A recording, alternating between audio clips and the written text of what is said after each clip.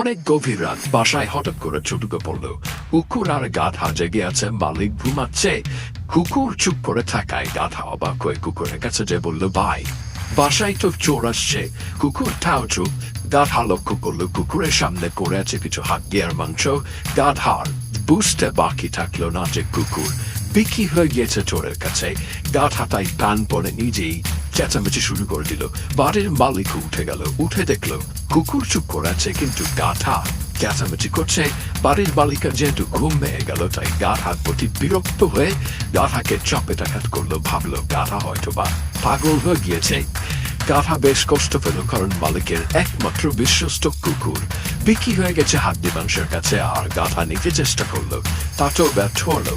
তাই তো গাধা এখন মনে মনে ভাবছে, সমাজে যতদিন দায়িত্বশীল মানুষেরা দায়িত্ব পালন করবে না, আমি গাধা হয়ে নিজে যখন কাঁধে বোঝা নিয়ে দায়িত্ব পালন করতে যাব, তখন পাগলের তকমাটা হয়তো আমারই জুটবে। আর এই গল্পটা আমাদের সমাজেরই, এটা কোনো গাধা বা কুকুরের গল্প নয়।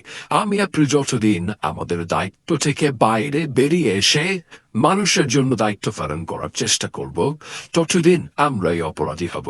সমাজে যতদিন কুকুরের সাথে সম্পর্ক থাকবে চোরেদের, ততদিন আমি আপনি গাধা হয়ে কিছুই করতে পারবো না।